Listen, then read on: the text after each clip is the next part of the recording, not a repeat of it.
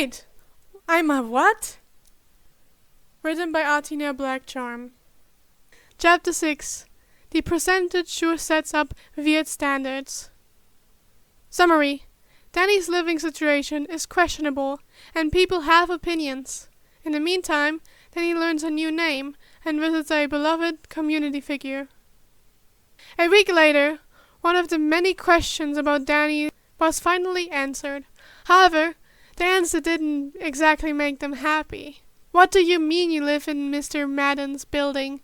That place is the worst. Danny turned to Eric, who was looking at him in disgust. They had been sitting on a low wall beside one of the buildings, next to the park, sharing a bag of gummy worms Danny had gotten. However, Eric ate all the red and blue ones, since he didn't like the other flavors. Then he grabbed another yellow and orange worm as he responded to Eric. The rent was cheap, and he didn't ask any questions. His response didn't make Eric any happier. It was funny seeing how frustration built up in someone so small. If Eric had been a ghost, then he could imagine his freckles would glow, and his light hair would resemble more of a flame. But Eric was living, and sure enough, bound to grow taller than him eventually, just like Sandra was taller than him too. Danny was drawn out of his thoughts when a small hand grabbed his wrist and pulled him off the wall. Eric didn't even check to see if Danny had landed all right before walking quickly, the whole time mumbling about shitty buildings. Danny was sure Sandra wouldn't like Eric saying the word shit so much. As the two walked, a few others joined them. Jimmy easily slipped out of an alley, the shadows letting go of the pale, dark-haired boy, and followed Eric's lead and grabbed Danny's other wrist and dragged him too. They didn't say what they were planning, not that it had him exactly concerned. Danny was thinking about how he could just float and let himself be pulled like a balloon when Zipper walked over to them from an abandoned building. They looked at Danny. "What's the deal, boss?" Eric turned around before Danny had a chance to answer. Without pausing from pulling Danny, he said, "He lives in Mr. Madden's building." Zipper scrolled. "That's shit! I know!" Eric agreed, before turning back around. Danny, the currently gravity-bound balloon, continued to be pulled.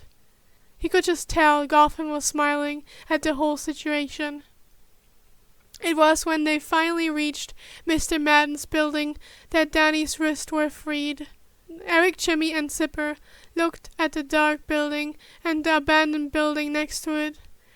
They shook their heads before heading inside and asking Danny to show them which apartment was his. Danny avoided the holes in the floor with well-practiced moves and managed to unlock the door within the first 5 tries, before finally opening the door and letting the kids see. The three walked inside, cautious, as if waiting for a trap to snap at their feet, while Danny leaned against the doorframe. He ignored how it creaked ominously. After 2 minutes of looking around, and looking more annoyed and confused than cautious, Eric turned around.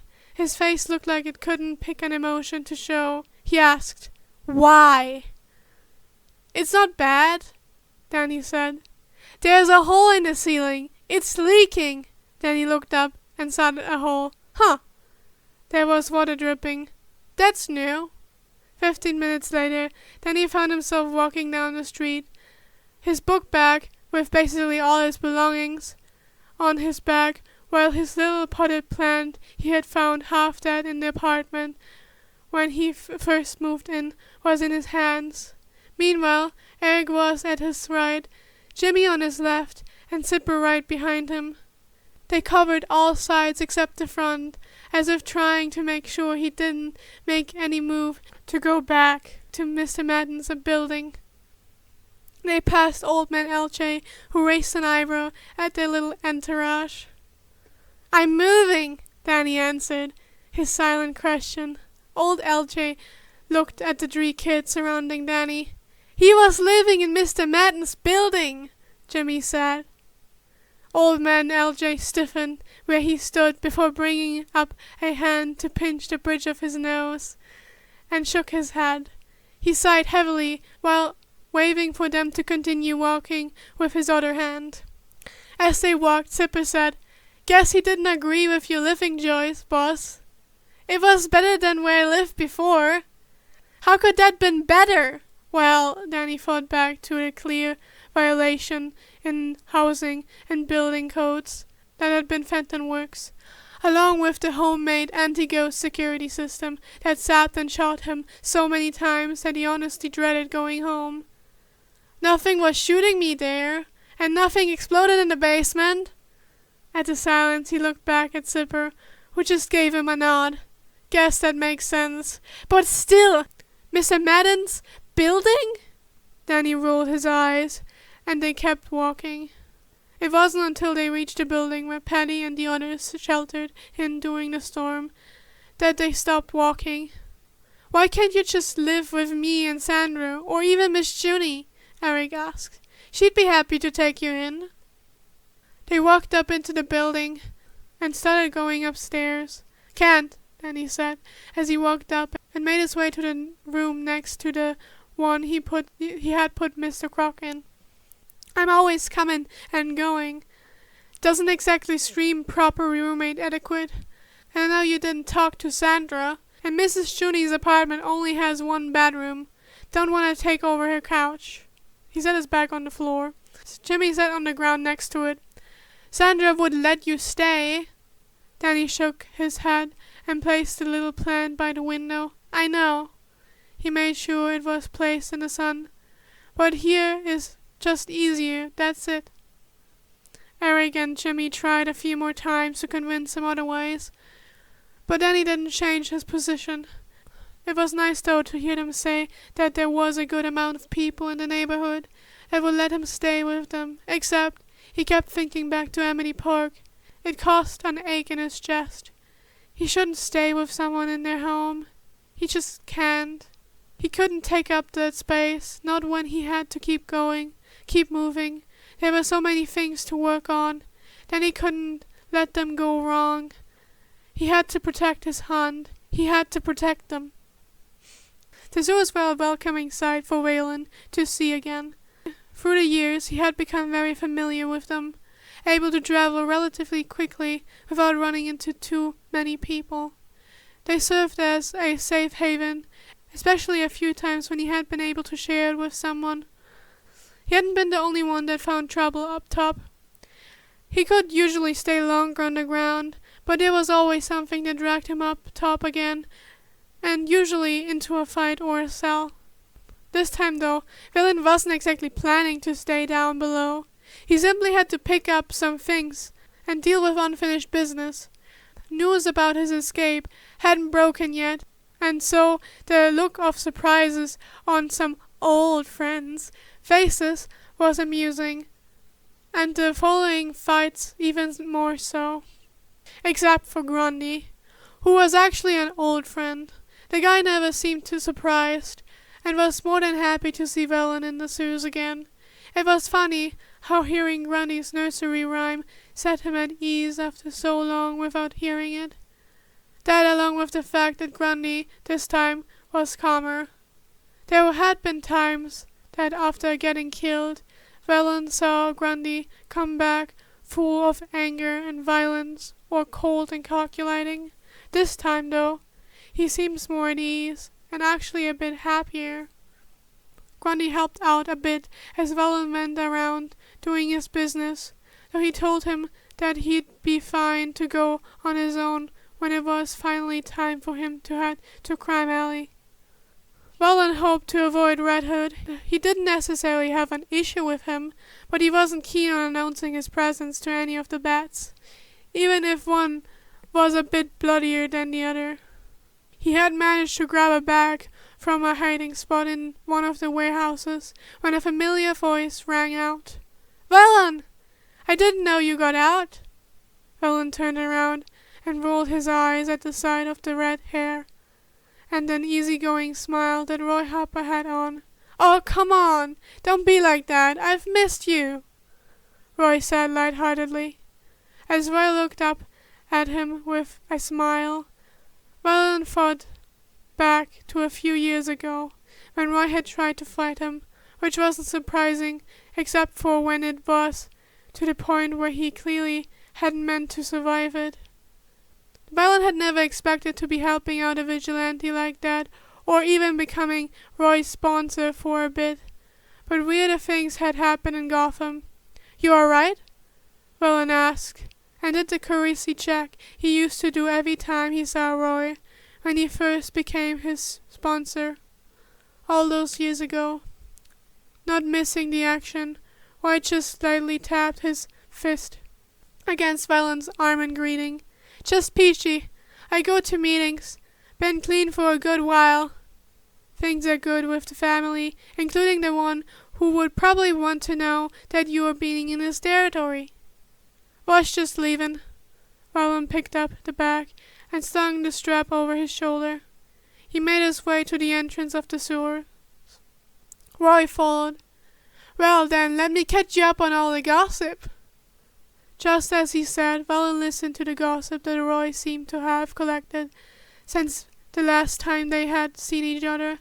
It was a big difference from the usual silence and short sentences that came from Grundy.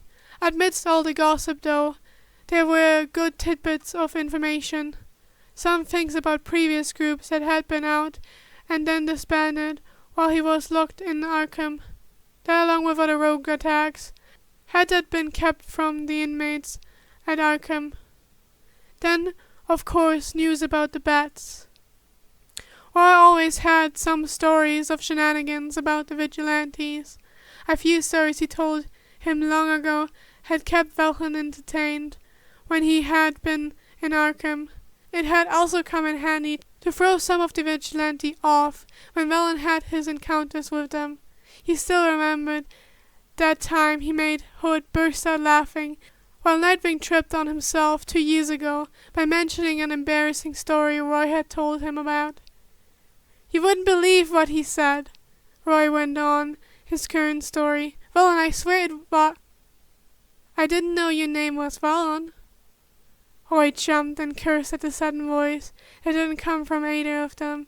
Valen looked towards the top of the tunnel and found an upside-down face looking right back at him. It was Danny. "'Cause I didn't tell ya," Valen said, trying to figure out just how the hell the kid had popped up out of nowhere without him noticing. Danny hummed in response, still upside down, and he looked pensive for a moment.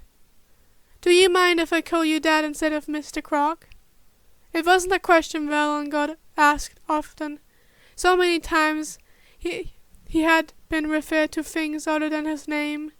Even when he was younger, the words freak, monster, and weirdo had echoed in his ears countless times over the years.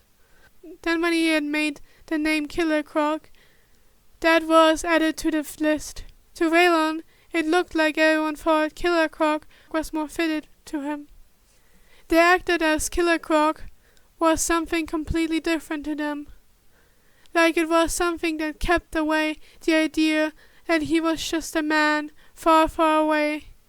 Something that let them so easily treat him like an animal. As if all he was just Killer Croc. But sometimes he wanted to be more than just Killer Croc. At one point in time, he used to want to be King Croc. But now, more often than not, he wanted to be Valen. When Danny had asked him for his name a week ago, Valen had given him Killer Croc, a subtle warning that it was best to keep his distance. A kid from out of town that didn't understand Gotham's ways. He had figured once he knew it, that Danny would stop and maybe regret first talking to him in that dirty alley. Maybe Danny would have looked scared, but instead, he said it was a pleasure to meet him. He walked with him and called him Mr. Croc, the same way he used to say Miss Juny. "No," Valen said, "it's all right." At the newly given permission, Danny smiled. "Cool. If you want the others to use that instead, just let me know." Before Valen could respond, Roy finally spoke up. "Who are you?" It was interesting to see the ease at which Danny looked at him switch to a more guarded look when he looked towards Roy. The amusement in his eyes dimmed, and Danny's eyes were narrow when he looked at Roy. "What's it to you?" Roy held up his hands in a placating manner.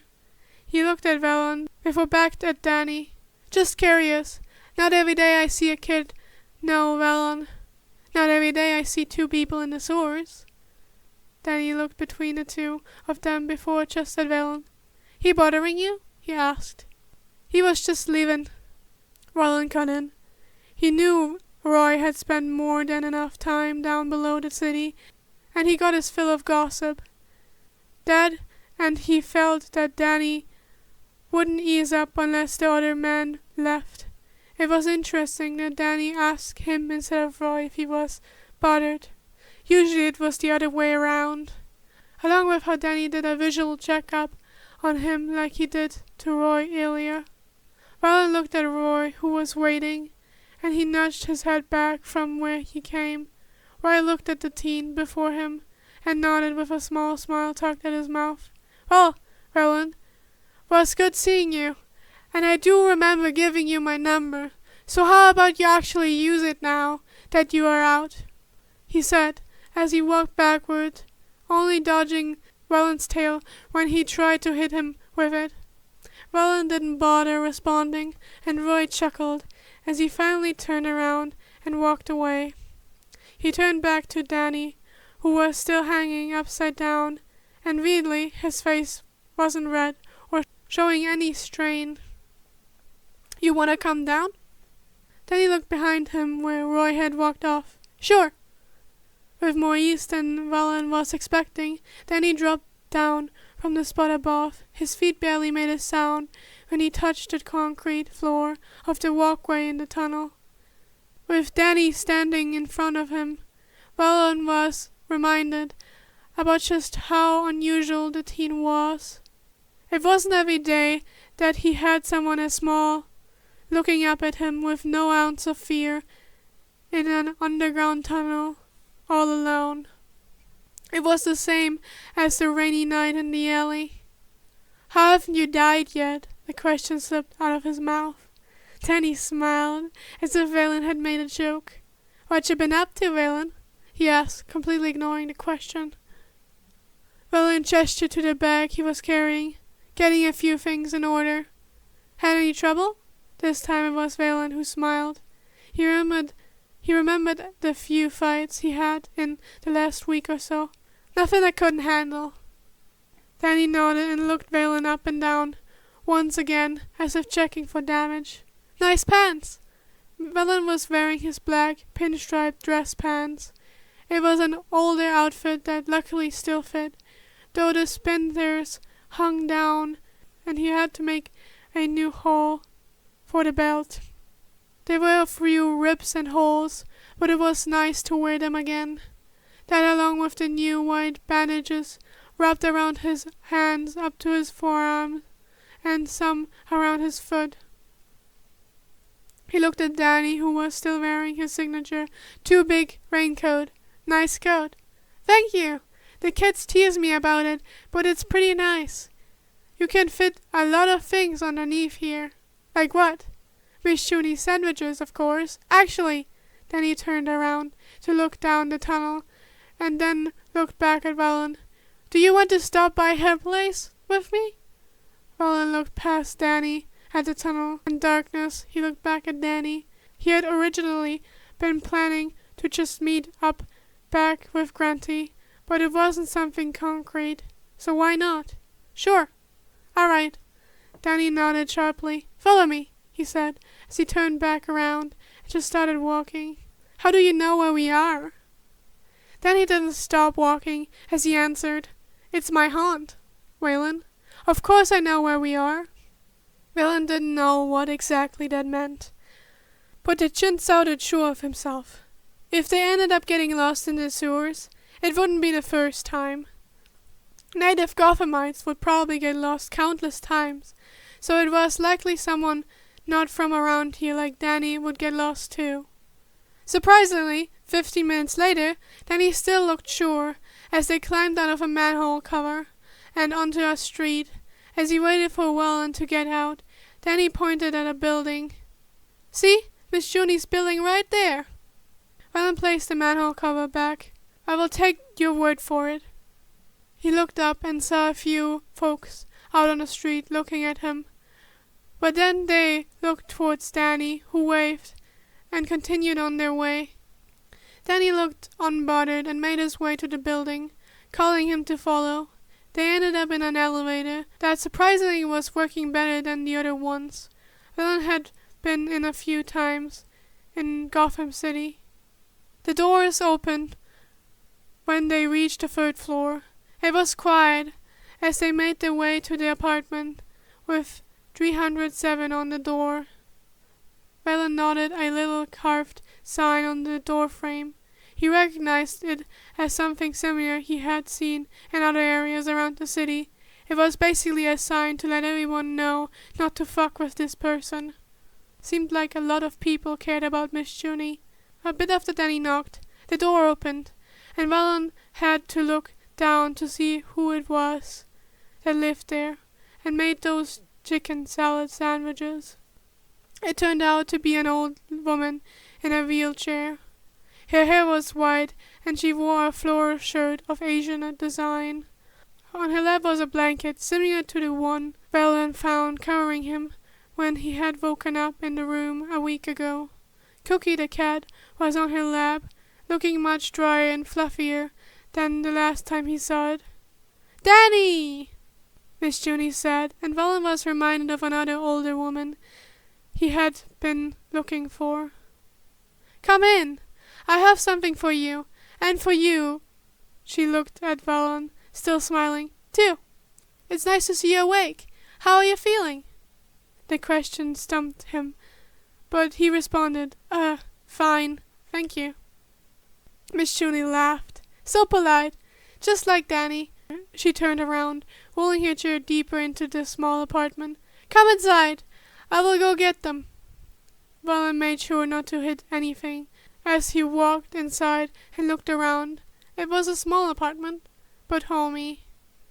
He could see some black and white family photos on the walls, and a variety of homemade items, including a pile of folded blankets on the couch. He could hear some sounds coming from the kitchen and held himself from startling when suddenly he heard Danny's voice beside him. "She's been switching up the sandwiches," Danny said. "There's a tuna salad one, and it actually tastes completely different from the chicken salad." Welland looked at him and raised an eyebrow, or he would have been if he had any facial hair. Danny seemed to get it, though. "Just wait, you will see." A minute later, Welland had to admit Danny had been right. Miss Juny had come out and insisted they sit on the couch before handing them plates with 2 sandwiches each. Then, when he had taken a bite, he couldn't help but agree. It tasted nothing like the chicken salad. They spent the next 2 hours eating and chatting. Well, mostly Danny and Miss Juny were chatting, though they never hesitated to direct their conversation to Welland. Miss Juny had easily been able to get his full name out of him when she asked. That, and she asked many things, including what were his favorite things. Every time he answered, trying to make his voice sound more gentle than it was, Miss Juny looked no different than when Danny spoke. She didn't at all look put off by having a 7-foot scaled man with a tail sitting on her couch. It was similar to how Danny was, but Welland had a feeling that Miss Juny probably saw a lot of weird shit in her years. Also, Miss Juny wasn't the first older lady who showed kindness. The one thing that he didn't understand was how Miss Juny sounded like she already met him. When Danny got up to take the dishes away and wash them in the kitchen, was when Welland finally asked why that was. "Oh, Bright Eyes brought you when he stopped by. You were on his back, and they told me you got hit with a nasty gas. But you look much better now." She reached over to pat his legs. "These pants are much nicer than the other ones. Like a gentleman. I used to see young men wear this much more when I was younger. Frozen at the contact and slightly confused, Villain couldn't answer before Danny had come back. When in just a few moments, some weird hospitality thing happened. Miss Juny and Danny both being the perfect picture of a host and a guest. Both the different accents came out more and more. Danny's Midwestern and Miss Juny's Marden was a mixture he never expected to hear when he came to Gotham years ago, especially when Danny started to speak Mandarin too. When it ended, Villain wasn't sure who had been successful. Both Miss Juny and Danny looked pleased with themselves. The riddler's riddles made more sense to him than whatever had just happened. When Villain and Danny were back out on the street, the sun was long gone, and they had a box of a few more sandwiches and other treats. Villain placed his box in his bag, alongside some cash and other illegal items he had collected over the years. Danny, in the meantime, held his as he walked beside him. It was quiet as they walked. The faraway gunshots, sirens, and other sounds of commotion in the city were more muffled than before. Danny walked lightly and silently beside him. The air around them felt lighter and cool, so different from Gotham, but it seemed to mix with it, slowly becoming familiar. "You know," Danny said shyly, looking to the side before leaning in as if to share a secret, and Villain couldn't help but wonder why Danny would get so close. "I think Miss Juny was part of a mafia when she was younger. You should hear some of the stories she told me." For some reason, Villain felt like someone far away was laughing.